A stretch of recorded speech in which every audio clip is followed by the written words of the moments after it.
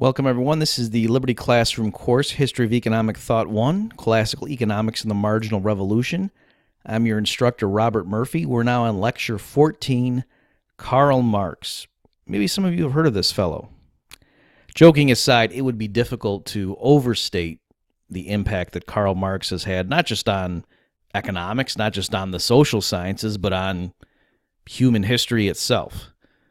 That Karl Marx is arguably one of the most influential people, period, coming from the 1800s, let's say. Now, let me also mention before we dive into the material for this lecture, I struggled a bit when I was trying to decide how do I want to approach this. On the one hand, I could just be real neutral and just go through and present Karl Marx's views on economic analysis, maybe just talk a little bit about his worldview and his politics and so forth, so you have some context, and then just move on without comment to the next lecture.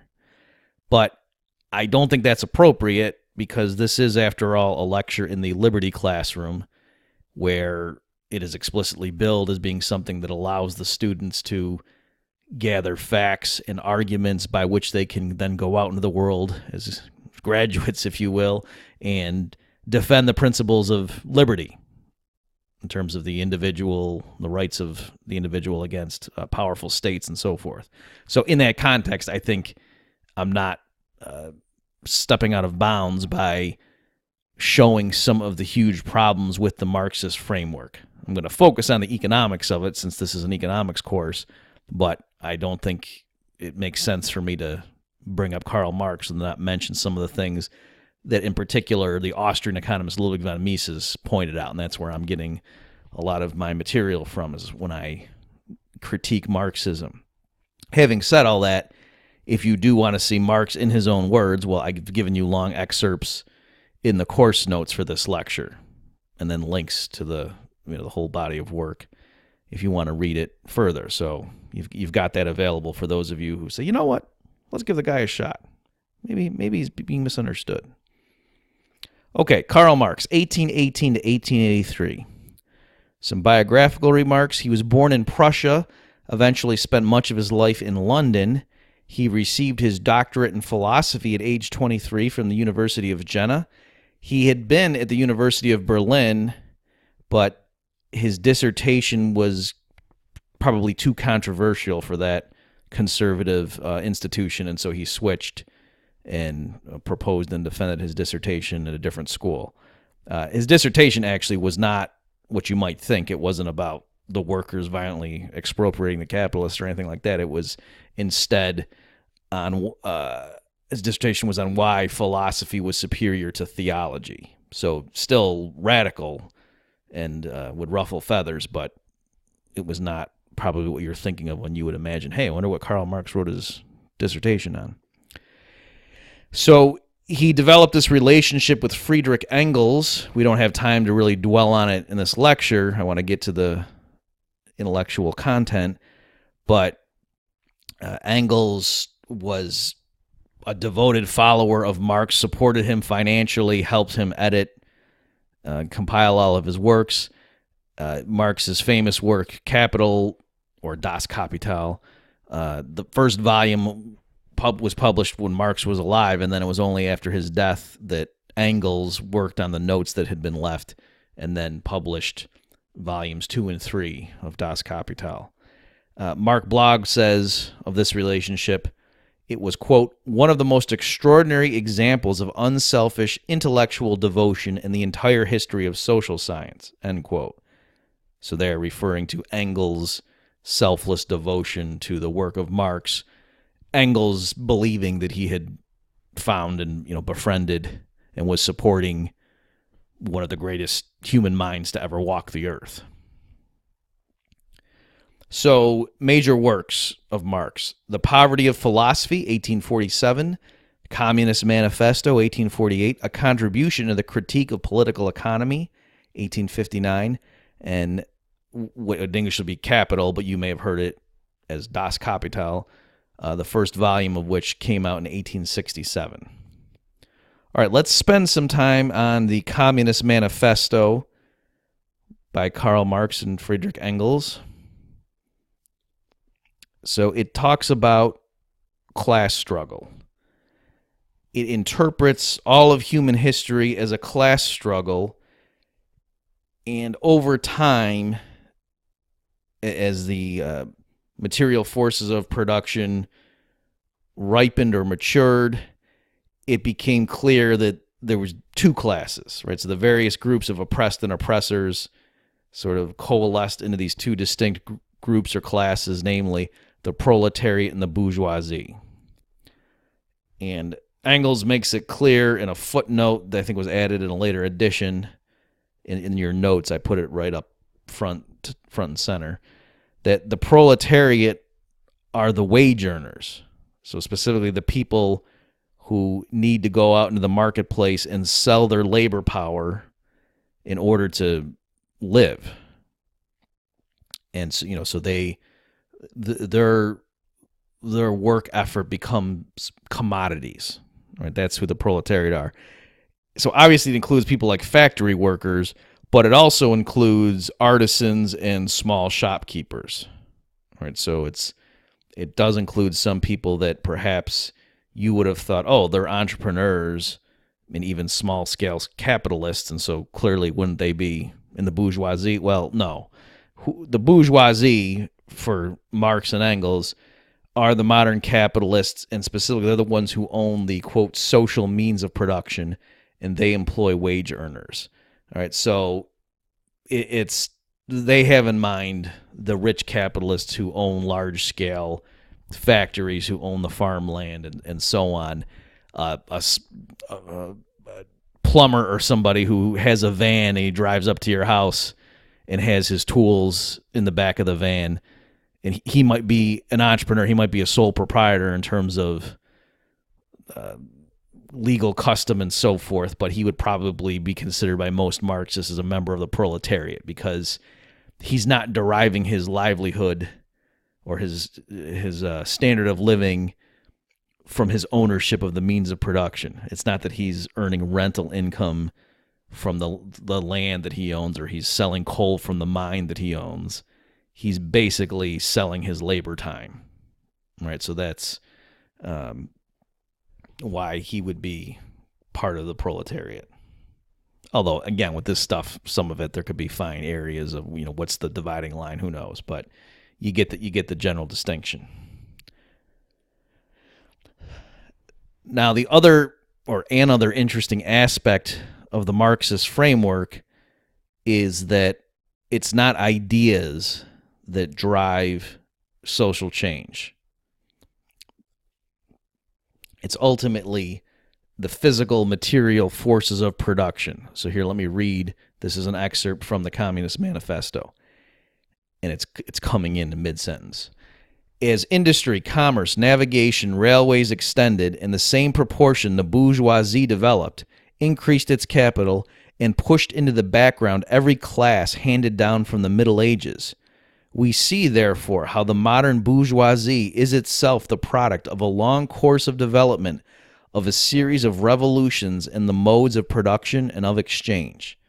All right, so there's a whole background here of Marx's view of historical development based on Hegelian philosophy, and we can't get into it both because of time constraints and also because it gets pretty obscure, and I don't consider myself knowledgeable enough on it to teach on it. But big picture, Marx thought there were laws of historical development and that it was inevitable that feudalism would give rise to capitalism, and that when that happened, all of the old hierarchies and so forth in the social structure of the barons and the feudal lords and peasants and fiefdoms and such, that all got swept away to be replaced with the new social hierarchy that was based on money, that the capitalists were on top and they ran the show, and the proletariat were the wage slaves, and that the old distinctions of nobility and so on, that didn't mean anything in the modern industrial age. Okay, here's another excerpt. The executive of the modern state is but a committee for managing the common affairs of the whole bourgeoisie. Okay, so it's the physical changes necessary based on technological change, capital accumulation, and so forth, transform the economic methods of production, moving from a feudalist system to a capitalist one. And then, in Marx's view, the social superstructure, political organs, governing bodies, and so forth, that all was changed because of the material forces of production. And so then that would give rise to the intelligentsia, who would then go out and defend the interests of the bourgeoisie and so forth. It would include the free marketeer classical economist, right? So somebody like Bastiat was a tool of the bourgeoisie, writing essays to defend their interests and to keep the workers down and to elevate the privilege of the capitalist, of the bourgeoisie. And that's because somebody like Bastiat would just spring forth from the new material forces of production in the capitalist system. Okay, now we turn to violent revolution. So again, quoting, "In depicting the most general phases of the development of the proletariat, we trace the more or less veiled civil war raging within existing society up to the point where that war breaks out into open revolution and where the violent overthrow of the bourgeoisie lays the foundation for the sway of the proletariat." And then another quote, coming in mid-sentence, "The condition for capital is wage labor." Then later on, "What the bourgeoisie therefore produces above all are its own gravediggers. Its fall and the victory of the proletariat are equally inevitable." Okay, so here you see a lot of Marxist themes all mixed together. Again, Marx thinks he's talking about historical laws of development, that just as feudalism gave rise to capitalism, so too would capitalism ultimately give rise to socialism. And ironically, just as the feudal system sort of sowed the seeds of its own destruction, by the same token, it's the development of capitalism itself that's going to multiply the numbers of the wage earners, who then are the very ones who are going to overthrow the bourgeoisie, right? So the bourgeoisie need to have armies of workers in order to run the factories and produce everything and to keep the system going. But yet it's ultimately going to be those workers who are going to turn on them once they realize their true interests, once they read enough communist tracts and realize that, wait a minute, why are we serving this system that exploits us? Okay, now we're moving into a topic of scientific socialism.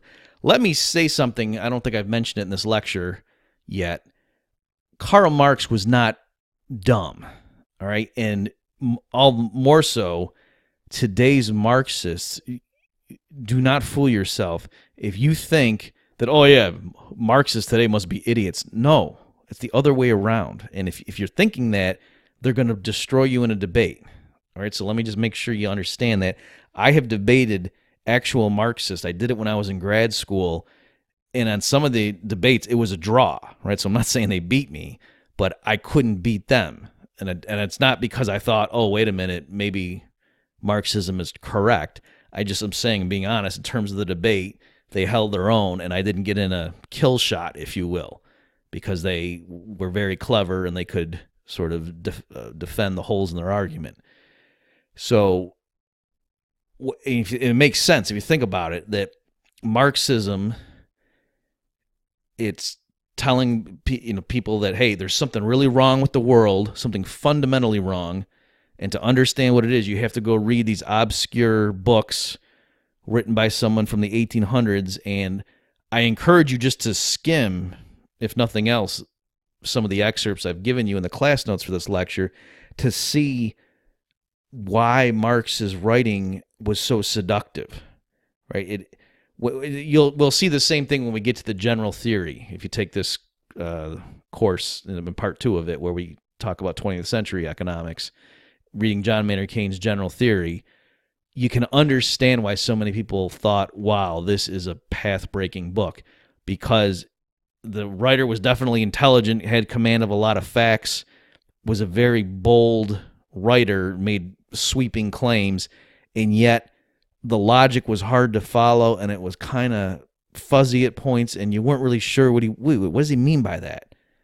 All right, and you see that even more so in Marx's writings, and so you can understand why somebody who knew something was wrong with the world, and this guy explained it. Oh, and then if there were contradictions, it didn't matter because it was such a mysterious work that, the average disciple would just say, well, I must not be smart enough to understand it, but I know that the master could resolve this apparent contradiction. All right, we're going to get to an example of that later on.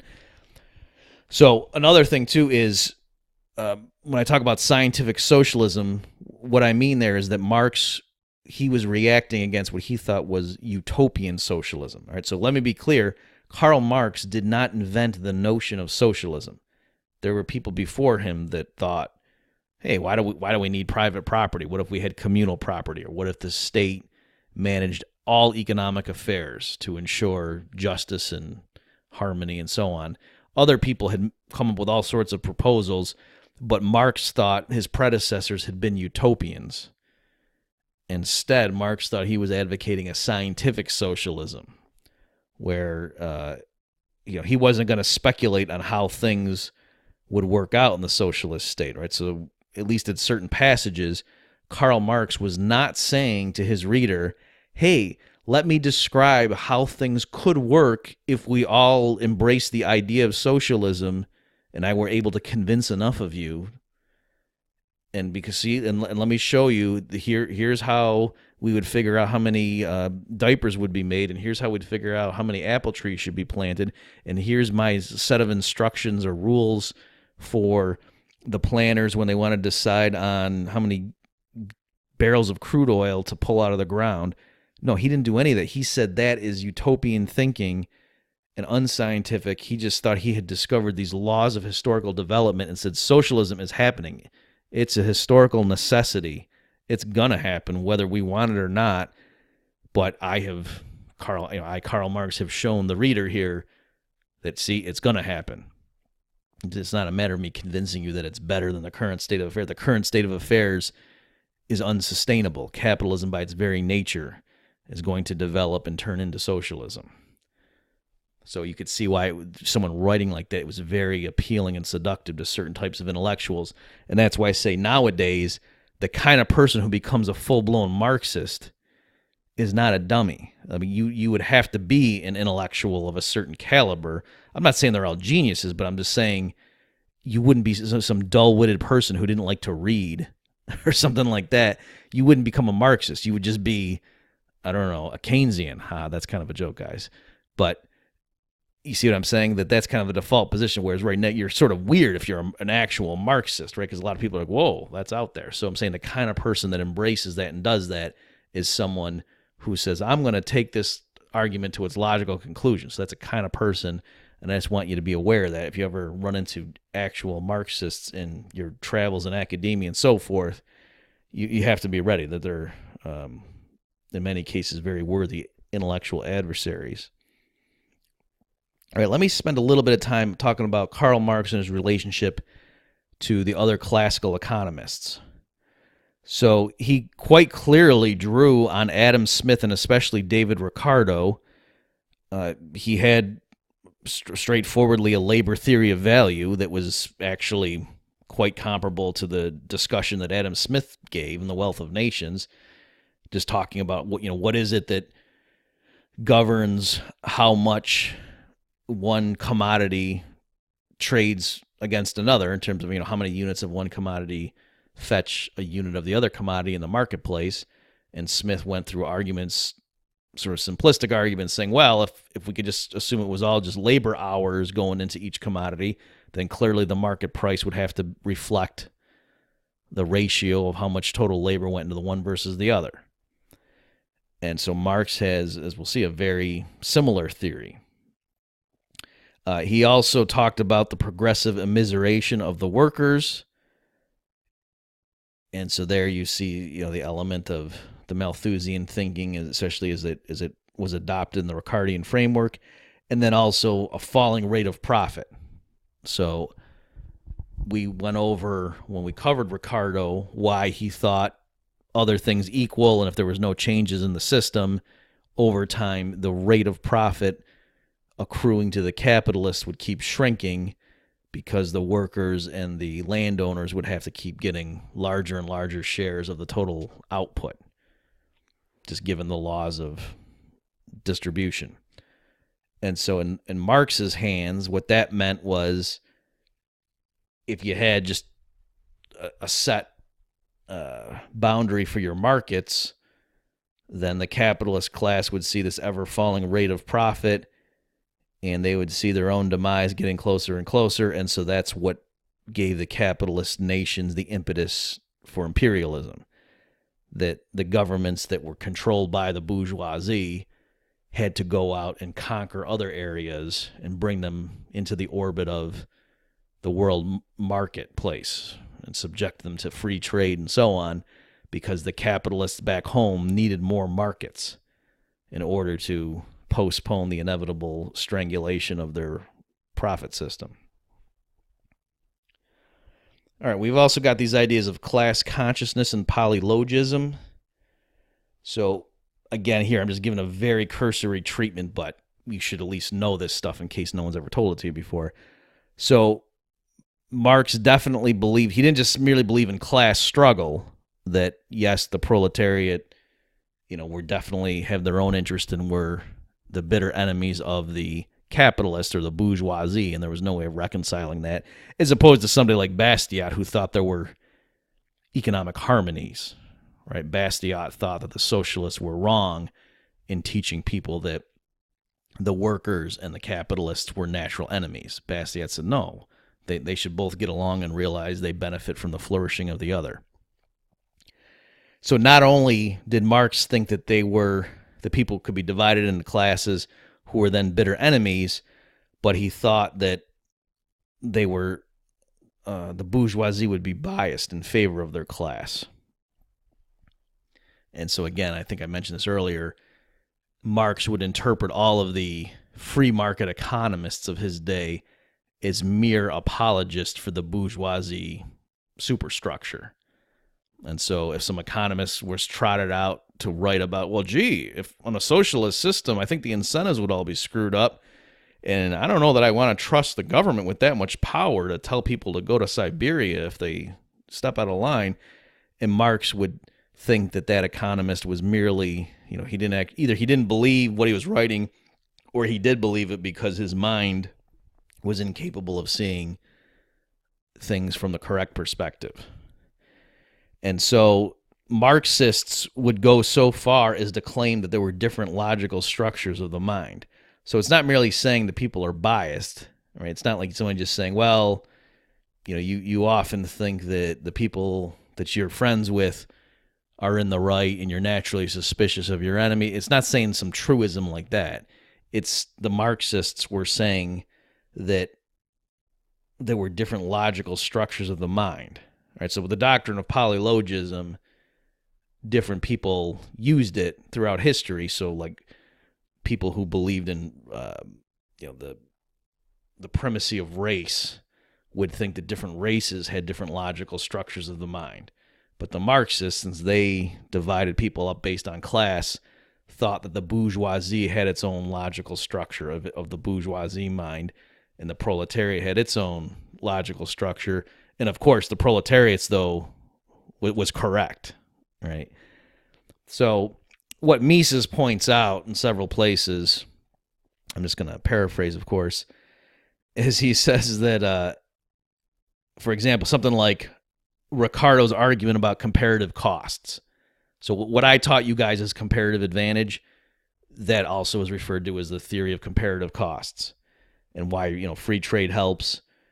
And so if some Marxist wanted to dispute that, he might say, well, David Ricardo, even though heavily influenced Marx, and Marx himself had some nice things to say about Ricardo, if you wanted to knock down the theory of comparative costs, you would say, well, David Ricardo is clearly just a tool of the bourgeoisie and so he, himself a speculator and whatnot, and so Ricardo clearly is making this argument relying on bourgeois logic.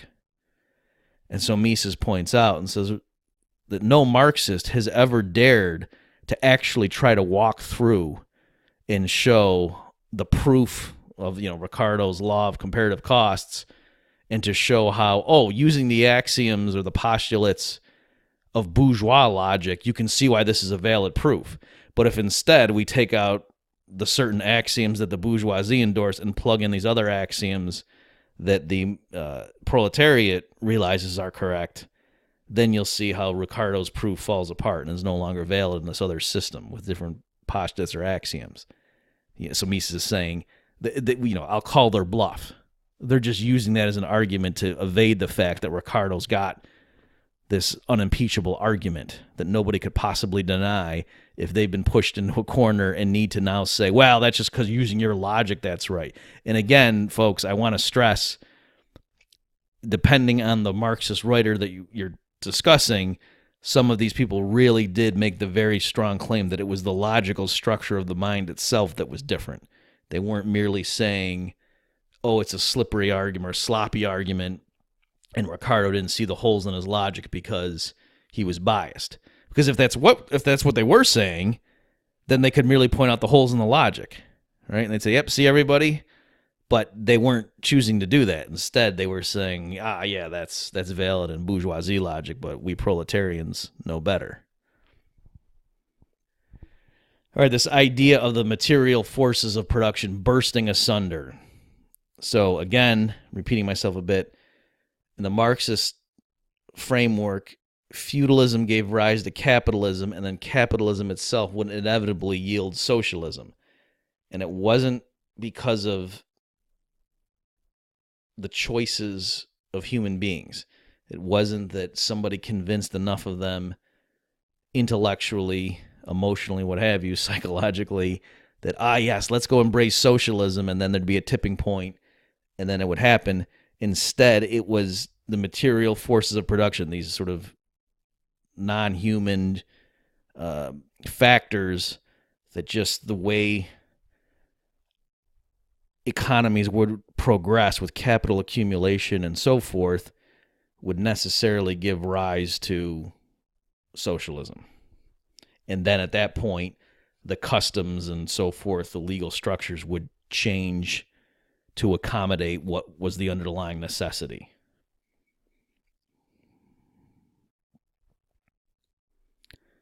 Okay, so here Mises also points out the contradictions involved. And he's saying, well, wait a minute.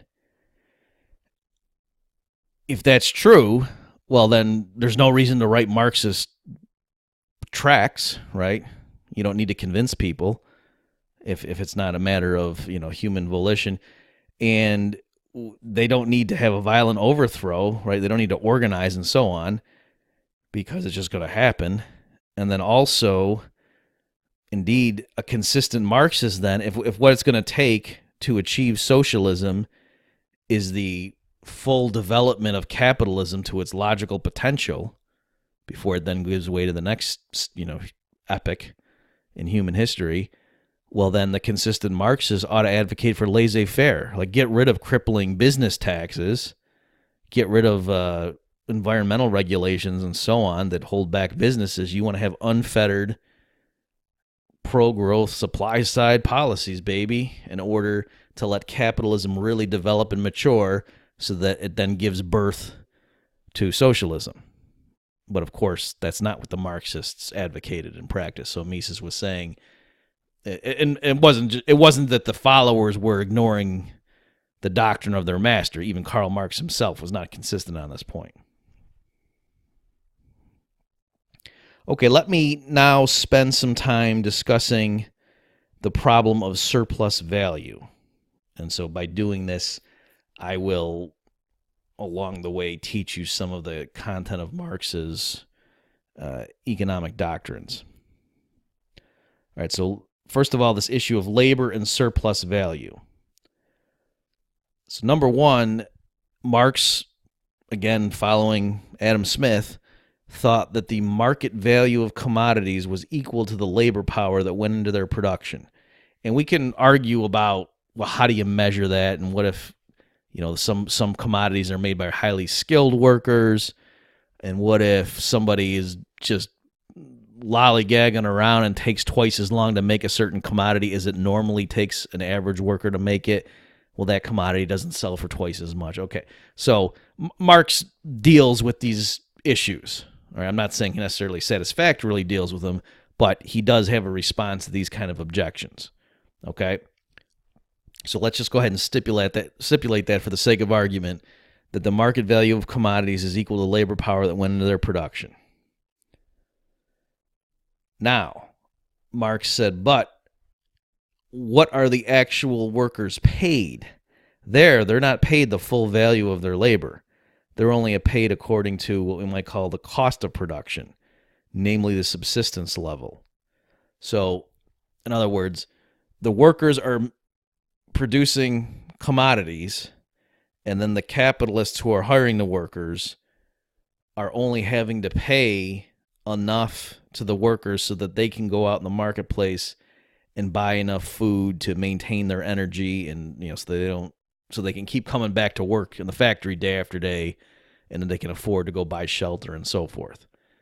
All right, so the capitalists are not actually paying the workers for the full value of their product. They're underpaying them because they only have to pay them enough so that the workers don't die. And this, of course, is because of the superior bargaining position of the employers.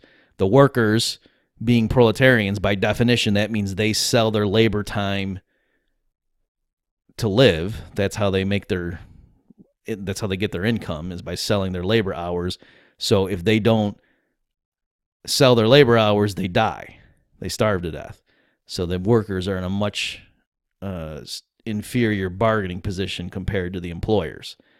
And so that's why the workers are reduced, their wage demands get reduced down to the bare minimum they need to survive, whereas the employer then gets to sell the products that the workers produce out in the marketplace where the laws of economics hold true, like the laws of classical economics. So in this respect, Marx was a classical economist. That you could plausibly include him in that classification because his description of certain economic phenomena was consistent with the description that Adam Smith through David Ricardo would have given. Okay, so now put those two things together, that the workers produce products, the capitalists only have to pay the workers enough to keep them alive, the subsistence level, but then they get to sell the products for the full value as reflected in how many labor hours went into their construction. So what does this mean? Well, if it happens to be the case empirically that workers in general can produce more than it takes to physically sustain themselves, well, then that is a surplus amount that the capitalists can skim off the top, as it were. Okay, so let me say that again. It just so happens with modern industrial techniques that a group of workers are able to produce more stuff than those workers themselves need in order to continue with a decent life. To nourish themselves and to be able to have kids and live in a nice house and so forth. Okay, so that is how it's physically possible that the group of workers is then able to support the parasites, right? The capitalists do not produce anything themselves. They live off of the products that the workers are the ones that create. Right, so it's the workers who actually create everything in the Marxist worldview, and the capitalists are parasites who extract the surplus from that because they own the means of production and they have all the bargaining power. The capitalists can afford to wait. Some worker says to the capitalist, I don't like your wage offer, I'm leaving. The capitalist who owns the factory and the farmlands and whatever and has £1 million in the bank says, go ahead. He's not going to starve. The worker now who is not getting paid has much less bargaining power. Okay, so that's how Marx is explaining. So you see how he's uniting things. He's using laws of economics, he believes. We'll argue in the next lecture when we get to the marginal revolution, Karl Menger, that these, quote, laws of value are wrong. But Marx was more or less adapting a simple version of price theory from his predecessors, the classical British economists. And then he was just adding to it the fact that the workers get paid not according to the full market value of their product, but instead based on how much they need just to live. And so then that gap is what the capitalists skim off the top. Okay, it sounds plausible. It kind of works out in a macro sense, and you can see how it's consistent with Marx's other views. But there's a problem here. All right, well, let me first just give you part of a numerical example. In the next moment, we'll get to the problem. Okay, so for example, let's say a worker can produce enough to support himself if he works for 8 hours a day. But then in practice, his employer makes him actually work 10 hours each day. So then of the total product produced, 20% of that is surplus for the employer. Right? So for every 10 units of output, with this example, the employer actually only has to give 8 units effectively to the worker in the form of wages, so the worker can keep buying enough food and medical care and shelter and clothing and so on to continue. And then of those 10 units of output, the employer gets to retain 2 of them, or 20%, is the surplus. Okay, so now the problem. I mean, we could analyze each component of that story on its own terms and see that there's problems, but just trying to put it all together leads to what's called the problem of surplus value in the Marxist system.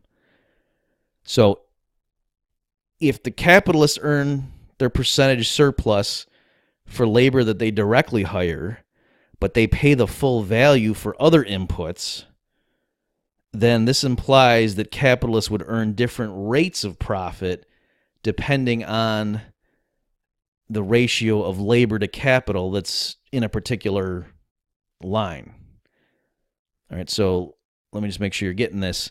The idea is that the way capitalists earn their income in the Marxist framework is that when they hire workers directly, they get to sell the product of what the worker makes at its full market price based on how many labor hours went into it, but they only have to pay a fraction of that to the workers because a worker on average doesn't need to work a full day in order to produce enough food to sustain himself. But then that means, let me say this, if the capitalist is buying products from some other seller, not from a worker selling his labor power, well, then the capitalist has to pay the full market price. Right? So if a capitalist is buying lumber and shingles and hiring workers then to assemble a gazebo with those things, and and nails and a hammer and whatever, and then hiring workers to take all that stuff he's bought and build a gazebo, the capitalist has to pay full freight for the lumber and the shingles and the nails and whatever, based on how many labor hours went into their construction.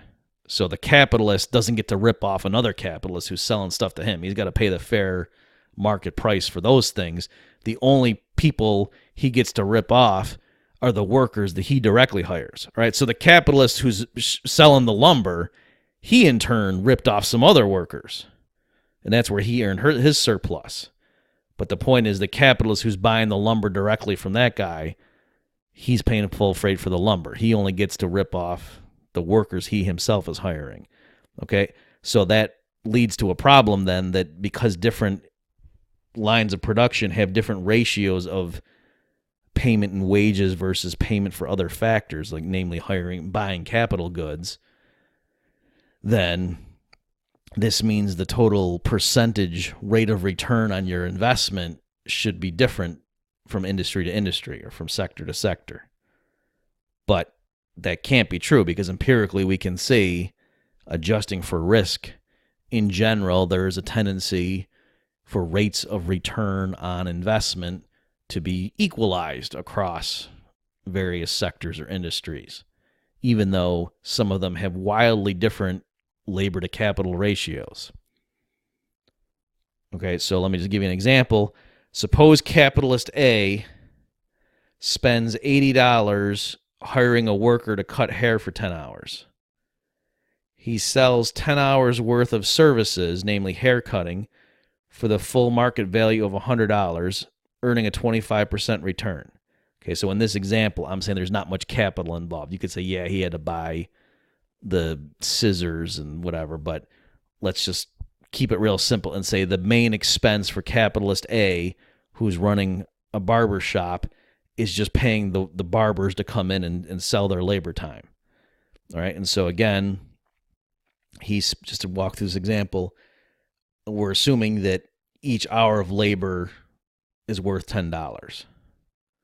Right? So he gets the hair cutter to spend 10 hours cutting hair.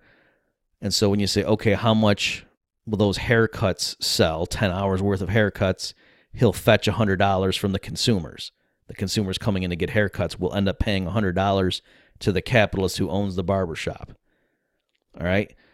So he gets $100 in revenue, but then of that, he doesn't give the full $100 to the barber who did all the work.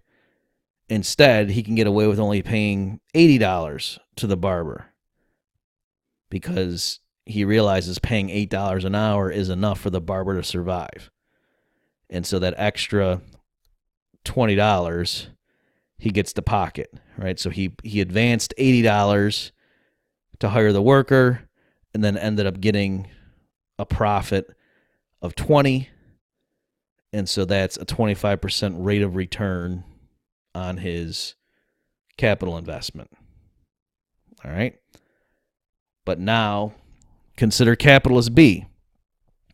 He spends $80 hiring another worker to work for 10 hours. But this worker is not cutting hair. This worker instead is making apple pies.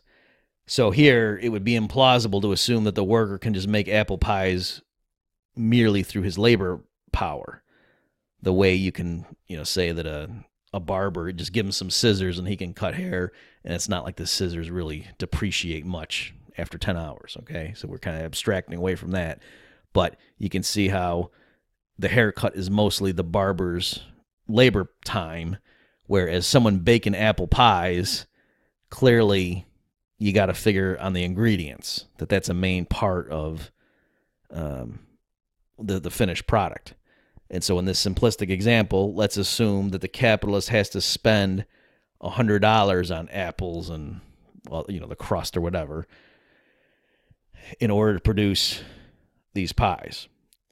Okay, so what that would mean then is after the 10 hours is done and the worker has gone through $100 worth of apples and other ingredients and then put in 10 hours of his own labor, that's going to be $200 worth of commodities, namely apple pies. And so the consumers are going to give capitalist B $200 in revenue. And then capitalist B had to pay $100 of that to the other capitalists who were selling apples. And then, but again, only pays $80 to the worker who gave 10 hours of labor baking pies, the one who actually did all the work. And so there, now it's still a $20 profit, but it's divided into $180 of upfront expenditures, right? And so this capitalist B now is only earning roughly an 11% return, right? And so you can see how in the Marxist system, there would be gross differences. Big differences. I don't want to use the word gross to mean as opposed to net. There would be big differences in the rate of return on an investment depending on whether it was largely labor intensive, the operation, or whether the operation had a lot of capital involved, right? So another example would be things like somebody running a hot dog stand versus guys working out on an oil rig in the ocean, right? So the workers working in an oil rig in the ocean, that is an extremely capital-intensive enterprise. And so if Marx were correct, the rate of return on investment in oil rigs would be minuscule, whereas the rate of return on hot dog stands would be quite high, and the rate of return on, massage parlors and stuff would also be high because there's not much capital involved. You just need to get the table or whatever and the the thing to play the nice peaceful music and maybe get some aromas going in the room. And it's mostly the masseuse's labor power that is what's providing the value and what you're charging the customers for when it comes to massages. Okay, whereas again, the oil rig, there's not much labor there at all. It's mostly the huge upfront capital costs. But again, that can't be. Competition ensures that the capitalists tend to get a similar rate of return once you adjust for the risk involved across all these different sectors. So it seems like Marx's explanation is just flat out wrong.